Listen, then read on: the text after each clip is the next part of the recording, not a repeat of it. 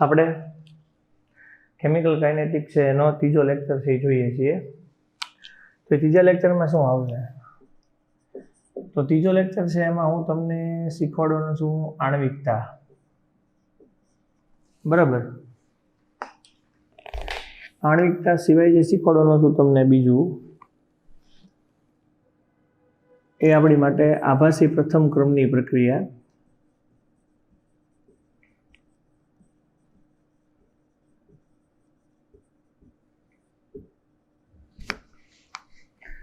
અને ત્રીજું શીખવાડવાનું છું એ આપણા માટે વેગ અચળાંક પર તાપમાનની અસર.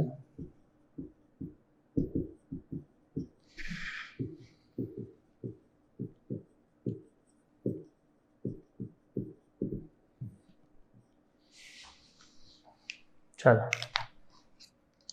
આપણે જોઈએ આણ્વિકતા. આણ્વિકતા એ મોટા ભાગે પ્રારંભિક પ્રક્રિયાઓ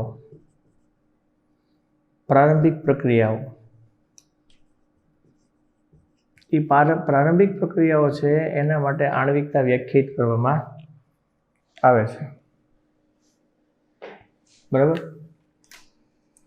એટલે પ્રારંભિક પ્રક્રિયાઓ છે એની માટે આણ્વિકતા વ્યાખ્યાયિત કરવામાં આવે છે. મોટે ભાગે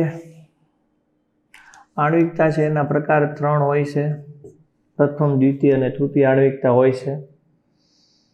3 થી વધારે આણ્વિકતા હોતી નથી, કારણ કે 3 થી વધારે અણુઓ ભેગા થઈ અને એમાંથી નિપજ બને એવું શક્ય બનતું નથી મોટે ભાગે. એટલે આપણે મોટા ભાગે 3 પ્રકારની જ આણ્વિકતા હોય છે. ઉદાહરણ આપ્યું છે અહીંયા કે NH4NO2 હોય, એમોનિયમ નાઇટ્રાઇટ હોય. એમોનિયમ નાઇટ્રાઇટને આપણે ગરમી આપીએ તો એમાંથી નાઇટ્રોજન પ્લસ 2 મોલ પાણી છૂટા પડી જાય. બરાબર. તો આ આપણા માટે એક આગળ લખ્યું છે, કાંઈ નથી તો એક સેમ. એટલે આપણી માટે આ પ્રથમ એક આણ્વિય પ્રક્રિયા થયા.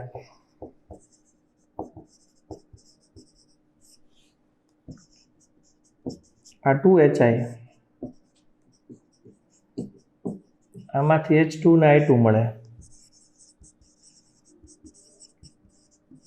આપણા માટે દ્વિઆણ્વિક પ્રક્રિયા થાય, કારણ કે અહીંયા આગળ 2 મોલ છે. એવી રીતે 2 મોલ NO ની 1 મોલ O2 સાથે પ્રક્રિયા થાય તો 2 મોલ NO2 મળે. આપણે આની આગળ એકડો છે ને અહીંયા બગડો છે, એટલે આપણે આને ત્રિઆણ્વિક પ્રક્રિયા તરીકે ઓળખવામાં આવે. તો એક આણ્વિક છે, દ્વિઆણ્વિક છે અને ત્રિઆણ્વિક છે. આવી રીતે મુખ્ય આપણે માટે પ્રક્રિયાઓના પ્રકાર હોય. પણ ક્યારેક જો કોઈ પ્રક્રિયા હોય એ આવી રીતે KCl 6FeSO4 વત્તા 3 મોલ H2SO4, તો આ જે પ્રક્રિયા છે એમાં 1 છે, અહીંયા 6 છે, અહીંયા 3 છે. એટલે આપણા માટે જે બને એ પોતે આણ્વિકતા જે છે એને કહેવાય 10 આણ્વિક કહેવાય. પણ આવી મોટી તો પ્રક્રિયા હોય જ નહીં. એટલે આપણા માટે અહીંયા થશે K2SO4, અહીંયા આવશે Fe2SO4 થ્રાઇસ, પ્લસ આપણા માટે આવશે H2O. અહીંયા 3 મોલ લખીએ એટલે 6 Fe થઈ જાય. બરાબર. એટલે KCl આપણા માટે આવશે. એટલે KCl ની પ્રક્રિયા છે એ આપણે જોઈએ FeSO4 હવે થાય તો આપણને Fe2SO4 થ્રાઇસ મળશે, H2O મળશે. બરાબર.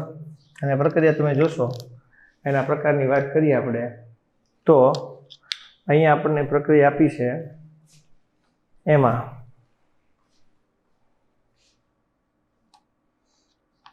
KClO3 છે. એટલે મૂળ આપણી માટે જે પદાર્થ છે એ અહીંયા ખોટો છે કે KClO3 છે, આમાંથી મળે છે KCl. ઓકે. તો હવે 3 મોલ Fe2SO4 છે. આ 3 દુ 6 હાઇડ્રોજન છે, બીજે ક્યાંય નથી. એટલે મારે અહીંયા 3 દુ 6 હાઇડ્રોજન થાય. સંતુલન કરો એટલે 6 ચોક 24, 4 તેરી 12, 12 ને 24, 36 ને 3 39 થશે. 4 તેરી 12 તેરી 36 ને 3 39. પ્રક્રિયા સંતુલિત થઈ ગઈ. એટલે અહીંયા KClO3 માંથી આપણને KCl મળતું હતું. એટલે આ પ્રક્રિયા જેમાં 10 આણ્વિકતા થાય છે. હવે 10 આણ્વિક પ્રક્રિયા હોય છોકરાઓ, એટલે એવું તો કોઈ શક્ય જ નથી. પણ આની અંદર જે પ્રક્રિયા થતી હોય ને એમાં જે ધીમો તબક્કો હોય ને એ પ્રક્રિયાની આણ્વિકતાને સમાન હોય. એટલે આ જે પ્રક્રિયા છે એની અંદર જે બીજો તબક્કો છે એ બીજો તબક્કો ધીમો છે. તો જે ધીમો તબક્કો હોય એ પ્રક્રિયાની આણ્વિકતાને સમાન હોય. બરાબર. હવે આપણી પાસે એક પ્રક્રિયા છે H2O2 છે, એની I- ની હાજરીમાં આલ્કલાઇન માધ્યમમાં પ્રક્રિયા કરવામાં આવે તો આપણને H2O + O2 છૂટવું પડશે. એટલે H2O + O2 છૂટવું પડે. પણ આ જે H2O2 હોય એની પ્રક્રિયા I- સાથે કરો એટલે સૌથી પહેલાં આપણને IO- એટલે મધ્યસ્થી પદાર્થ જે છે એ આપણા માટે છૂટવો પડે. મધ્યસ્થી પદાર્થ છૂટવો પડે. અને આગળ આપણે વાત કરીએ એ પ્રમાણે કે આ IO- છે એ પાછો જોડાશે અહીંયા. બરાબર.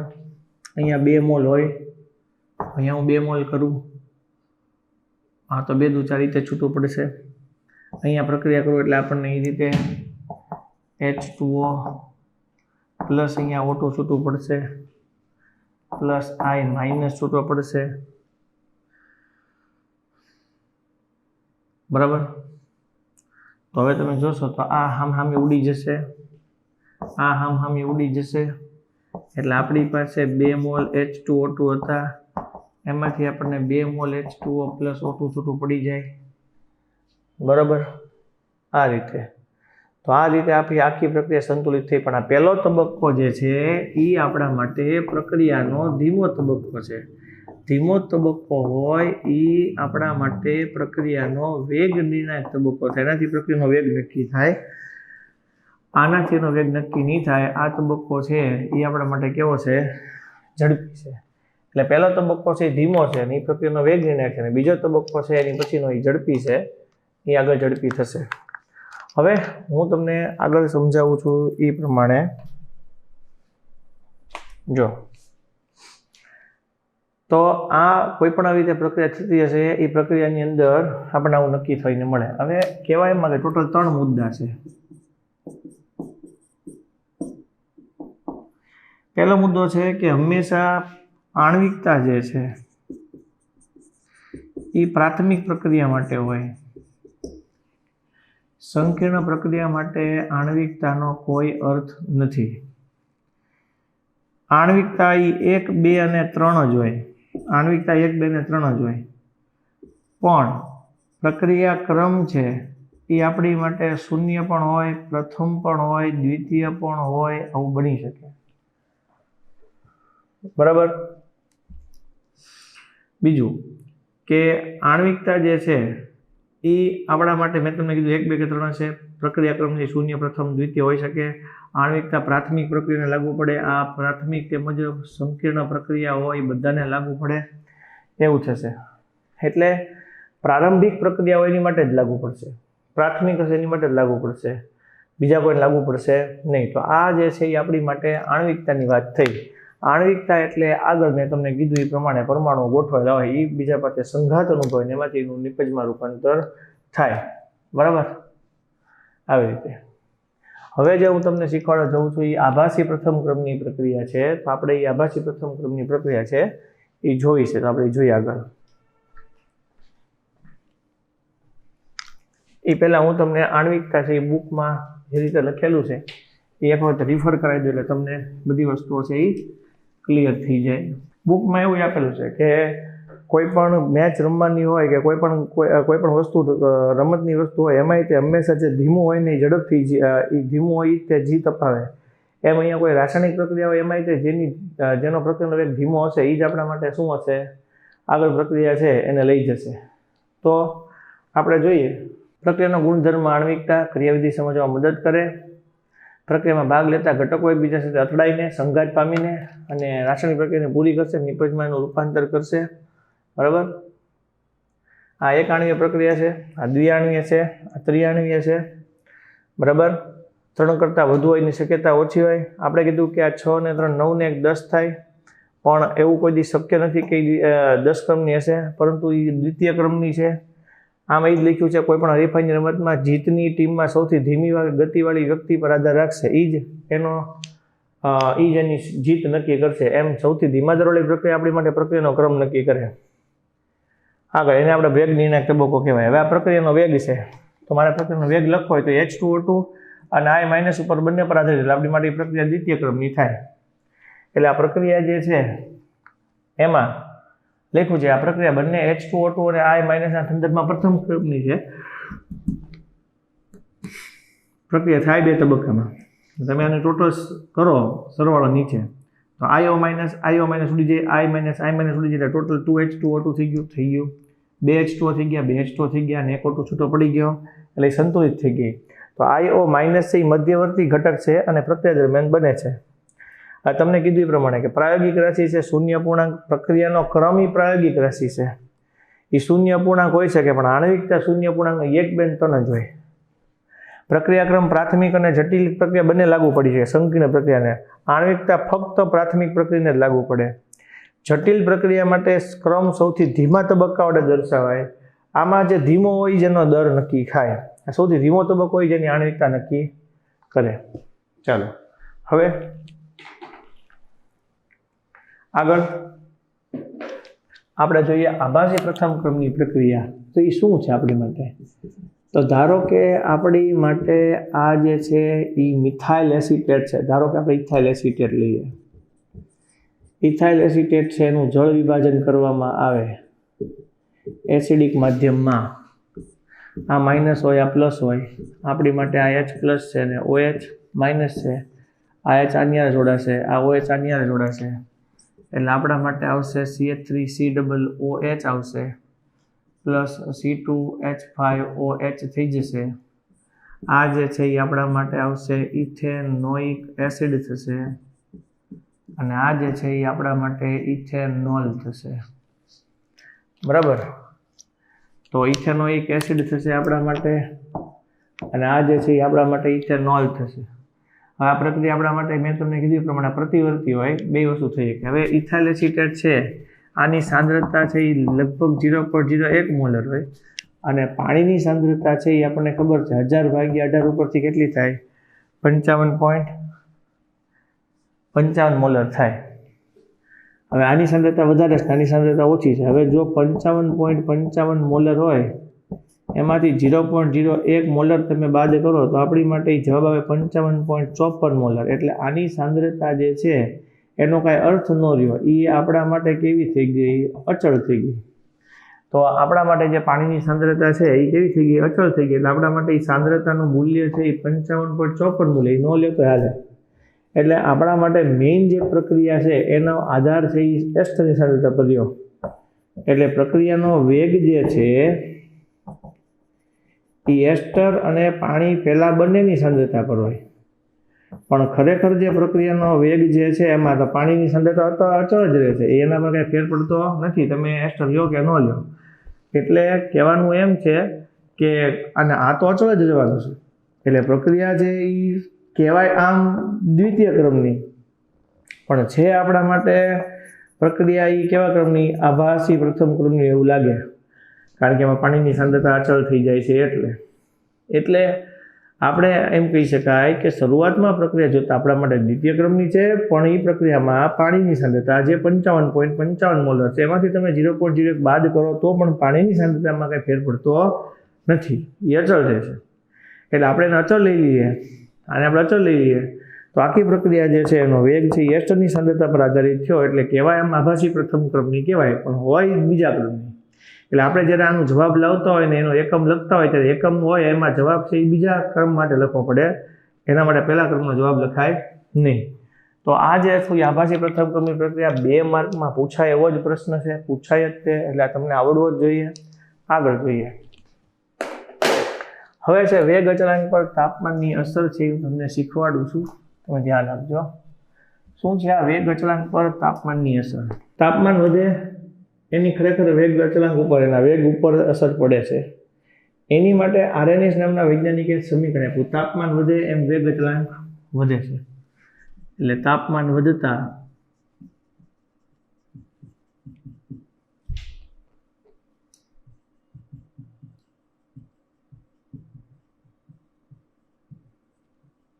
વેગ અચળાંક વધે છે. કે બરાબર a ઇન્ટુ e⁻ આવું સૂત્ર છે, જ્યાં આપણી માટે કે છે એ વેગ અચળાંક છે, એ છે એ આર્હેનિયસનો આવૃત્તિ અવયવ છે, એ છે એ એક્ટિવેશન એનર્જી છે, એટલે સક્રિયકરણ ઉર્જા છે. આર એટલે વાયુ અચળાંક છે, અને ટી જે છે એ આપણા માટે તાપમાન છે. બરાબર? એટલે અહીંયા આપણે જોઈએ તો આપણા માટે આવશે ln k બરાબર ln a minus ea upon શું આવશે RT. બરાબર? આવું આપણા માટે સૂત્ર થાય. તો અહીંયા જે સૂત્ર આપણને મળ્યું ln k બરાબર ln a minus ea upon RT, આ નેચરલ લોગને આપણે સામાન્ય લોગમાં ફેરવીએ તો આપણા માટે થશે 2.303 log k 2.303 log a બરાબર માઇનસ ea અપોન RT થશે. જો હું આ બધાને 2.303 વડે ભાગી નાખું તો આપણા માટે સમીકરણ અલગ રીતે આવે. 2.303 વડે આપણે બધાને શું કરીએ? ભાગીએ.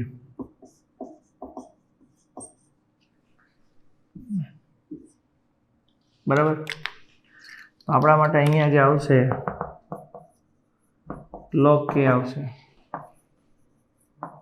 log a આવશે, માઇનસ ના છેદમાં 2.303 r અને 1/t આવશે.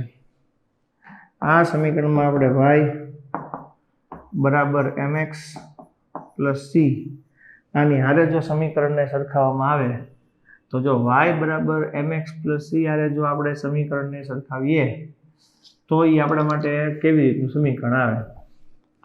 બરાબર? તો એ સમીકરણ જે છે એ આપણા માટે આ રીતે જ આવશે. બરાબર? અહીંયા તમે જોવા જશો તો આપણને ખબર પડશે કે y એટલે log k વિરુદ્ધ 1/t નો ગ્રાફ દોરવામાં આવે, એમાં આટલો ભાગ જે છે એ આપણા માટે આંતરછેદ થશે, જેને આપણે log a કહેશું. અને અહીંયા તમે કોઈ પણ બે બિંદુ લઈ લેશો, એના પરથી એનું ઢાળનું મૂલ્ય જે મળશે આપણને એ માઇનસ ea ના છેદમાં 2.303 r મળશે. હવે જો મારે આમાં ea સક્રિયકરણ ઉર્જા જોતી હોય તો માઇનસ નિશાની એને આપી દઉં તો માઇનસ ઢાળ ગુણ્યા 2.303 r આવશે. એના પરથી આપણને એનું સમીકરણ મળે. ઢાળ ગોતી શકાય, સક્રિયકરણ ઉર્જાની કિંમત છે એ પણ આપણે એના પરથી ગોતી શકીએ. હવે આ તો આપણે કોઈ એક તાપમાન માટે આપણને આપેલું હોય, પણ જો બે અલગ અલગ તાપમાન માટે આપણને આપેલું હોય તો પણ આપણે આ સમીકરણને તારવી શકીએ. બરાબર? જેમ કે હું અહીંયા લખું ln k1 બરાબર ln a minus ea upon RT1, એવી રીતે ln k2 બરાબર ln a minus ea upon શું થશે RT2. હવે તમે આવું કરી શકો, આમાંથી આને બાદ કરો તો ln k2 માઇનસ k1 થાય તો ln k2 અપોન k1 લખાય. આ બંને ઉડી જાય એટલે અહીંયા આવું થાય માઇનસ ea અપોન RT2, આમાંથી બાદ કરે માઇનસ માઇનસ પ્લસ થશે ea અપોન RT1 થશે. આપણે આને આગળ લખીએ ea અપોન r ને કોમન કાઢીએ તો 1/T1 માઇનસ 1/T2 આવી રીતે થશે. E/R ને કોમન કાઢ્યું અને પહેલા લખ્યું એટલે 1/T1 માઇનસ 1/T2 થયું. અહીંયા આપણા માટે આવશે ln K2/K1 આવશે. હવે આ સમીકરણ જે છે એમાં જે નેચરલ લોગ છે એને સામાન્ય લોગમાં ફેરવીએ તો આપણા માટે આવશે 2.303 લોગ K2/K1 બરાબર. અહીંયા આપણા માટે આવશે EA 1/T1 માઇનસ આવશે 1/T2 બરાબર. લોગ K2/છેદમાં આપણા માટે આવશે K1.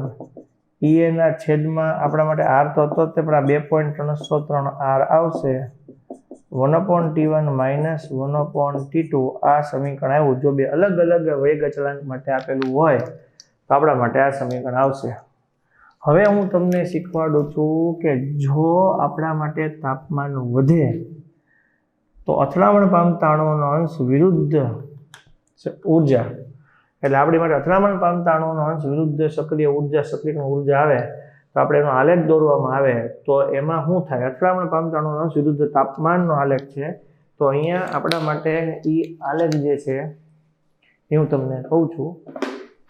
જો અથડામણ પામતા અણુઓનો અંશ વિરુદ્ધ ગતિ ઉર્જાનો આલેખ દોરવામાં આવે તો આપણે એ અથડામણ પામતા અણુઓના અંશ વિરુદ્ધ ગતિ ઉર્જાનો આલેખ છે એ મારે તમને સમજાવવો છે.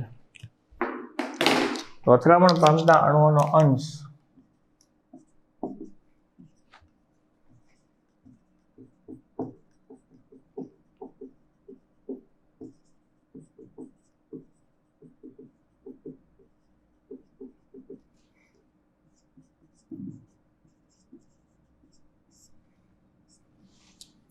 અથડામણ પામતા અણુઓના અંશ વિરુદ્ધ ગતિ ઉર્જાનો આલેખ દોરવામાં આવે તો એ આલેખ આવો મળે છે આપણને.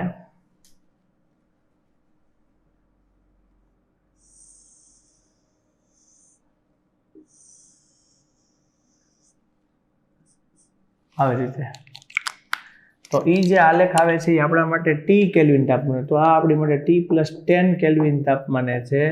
ધારો કે 300 કેલ્વિન તાપમાને હોય અને આ છે 310 કેલ્વિન તાપમાને હોય તો ફક્ત 10 કેલ્વિનના તાપમાનમાં વધારો કરતા આપણા માટે જે ગતિ ઉર્જા છે એ બમણી થઈ જાય છે. બમણી એટલે 2 ગણી થઈ જાય છે. તો 2 ગણી થવાનું મુખ્ય એકમાત્ર કારણ છે આપણા માટે ઈ છે કે અણુઓને અંદરથી ધક્કો મારનારી ઉર્જા મળવી જોઈએ. અણુઓને અંદરથી ધક્કો મારનારી ઉર્જા મળે.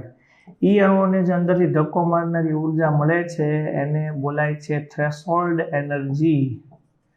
એને આપણે કહીએ છીએ દેહલી ઉર્જા. એના કારણે હજી જો આને થોડોક હજી હરખો આકાર આપવામાં આવે તો આવી રીતે થશે. આટલો જે ભાગ જે છે એ આખો આપણા માટે રેખાવાળો પ્રદેશ થાય અને આ જે છે એ બંનેનો કોમન ભાગ થાય. એટલા ભાગમાં અણુઓની ઉર્જા છે એને ગતિ મળે. સમજાણું? તો આવી રીતે આપણને જોવા મળે. બરાબર. તો એ જે ઉર્જા છે એને દેહલી ઉર્જા, ધક્કો મારનારી ઉર્જા, એને આપણે E સ્ટાર તરીકે ઓળખવામાં આવે. બરાબર. હવે જો આલેખ અહીંયા સીધો અડી જ જતો હોય નીચે તો એની માટે log 1 કેવી 1/T છે તો એના આલેખનું મૂલ્ય છે એ 0 આવે એવું બને. પણ એવું કોઈ શક્ય બને નહીં. હવે મેં તમને સમજાવ્યું નહીં, ફરી વખત એક વખત હું તમને સમજાવું છું પછી આપણે બુકમાં છે એ જોઈએ છીએ. વેગ અચળાંક પર તાપમાનની અસર. વેગ અચળાંક એટલે કે છે. હવે આપણે જેમ જેમ તાપમાન વધવાનું છે એમ એની માટે શું થવાનું છે? વેગ અચળાંકની કિંમત વધવાની છે. તાપમાન વધશે, વેગ અચળાંક વધશે. કારણ કે એ એકબીજાના ઘાતાંકીય વિધેયમાં આવે છે. નવું સમીકરણ છે K = A × E⁻ તો વેગ અચળાંક છે એની માટે A × E⁻ પછી તાપમાન છે, વાયુ અચળાંક છે, સક્રિય ઉર્જા છે, RNS નો આવૃત્તિ અવયવ છે અને આ વેગ અચળાંક છે. આમ આપણે બંને બાજુ ln લાગુ પાડીએ તો આ માઇનસથી નીચે આવતું એક્સપોનેન્શિયલ ફંક્શન ઘાતાંકીય વિધેય નીકળી જાય. આપણે નેચરલ લોગ છે એને દૂર કરીએ તો આપણે 2.303 લોગ આવે. 2.303 ભાગીએ એટલે આપણને આ સમીકરણ મળે. આ સમીકરણ પરથી આપણે એનો જો આલેખ દોરીએ તો આપણે લોગ કેવી રીતે 1/T નો આલેખ દોરીએ તો આપણને આવી રીતે મળે. ઢાળ મળે, એ પણ મળી જાય. અલગ અલગ બે તાપમાન હોય તો આપણી માટે અલગ અલગ બે વેગ અચળાંક આવે. તો એના પરથી આપણે એનું સમીકરણ છે આવી રીતે લખીએ કે log K2 upon K1 બરાબર E upon 2.303 1/T1 - 1/T2. હવે હું એમ તમને કહેતો હતો કે જ્યારે તાપમાન છે એ થોડુંક જ વધારવામાં આવે પણ આ જ 300 થી 310 કેલ્વિન તાપમાન જ વધારવામાં આવે એટલે આપણી માટે એવું થયું કહેવાય કે 200 સામાન્ય 30 સેલ્સિયસ 27 સેલ્સિયસથી 37 સેલ્સિયસ તાપમાન કરવામાં આવ્યું. તો આટલું જ જો તાપમાન વધારવામાં આવે ને તો છે ને એના તાપમાનમાં જે 10 કેલ્વિન એટલે 10 સેલ્સિયસનો જે વધારો થયો હોય એના કારણે અણુઓને અંદરથી ધક્કો મારનારી ઉર્જા વધી જાય એટલે એના કારણે એની ગતિ ઉર્જાથી બમણી થઈ જાય છે. તો આવું જે અણુને અંદરથી ધક્કો મારનારી ઉર્જા હોય એને આપણે દહેલી ઉર્જા કહેવાય. તો અહીંયા અથડામણ પામતા અણુનો અંશ છે આ T કેલ્વિન તાપમાનનો જે ગ્રાફ છે આ T + 10 કેલ્વિન તાપમાનનો ગ્રાફ છે. આ જે છે એ આપણા માટે રેખાંકિત ભાગ છે. તો આ જે દોર્યો છે એ આ ભાગ છે. આ ભાગ છે એ આવી રીતે દોરેલો છે. તો અહીંયા છે એ બંનેનો ભેગો ભાગ આવે નીચે છાયા પ્રદેશ કહેવાય બરાબર. તો એટલી એને ધક્કો મારનારી ઉર્જા મળે છે આપણે એમ કહી શકીએ. તો જોઈએ આપણે નીચેનો ભાગ છે એ ગણેલો ઉપરનો ભાગ અલગ છે. જો લખ્યું છે કે T + 10 તાપમાને પ્રક્રિયા કરતા વધારાના અણુનો અંશ દર્શાવે છે એ ઉપરનો ભાગ વધારાનો. નીચે છે એવું લખ્યું છે કે આ વિસ્તાર છે T તાપમાને પ્રક્રિયા કરતા અણુનો અંશ દર્શાવે છે. T તાપમાન એટલે 300 અને T + 10 એટલે 310 એટલે આ આપણી માટે ઉપરનો ભાગ છે એ દર્શાવે છે. એટલે ધક્કો મારનારી ઉર્જા આ રીતે આપણને મળે અને એ પરથી આપણે એની ઉર્જાને દર્શાવી શકીએ. હવે આના પછીનો ભાગ જે છે મેં તમને કીધું આ લેખા અડી જાય તો આપણે 1/T નું મૂલ્ય 0 લેવું પડે પણ એવું કોઈ દિવસ પોસિબલ થઈ શકશે નહીં. મેં તમને સમીકરણ આખું સમજાવ્યું. હવે એના બધા દાખલા છે પણ એ પહેલાં આપણે થિયરી બાકી છે. ઉદ્દીપકની અસર, અથડામણનો સિદ્ધાંત, 3 થિયરી બાકી છે. એ આપણે આના પછીના લેક્ચરની અંદર છે એ 3 થિયરી છે આપણે જોવાનો પ્રયત્ન કરશું. પણ આજે તમને મેં સમજાવ્યું એ વસ્તુ જે છે એ તમને ક્લિયર થઈ જવી જોઈએ બરાબર.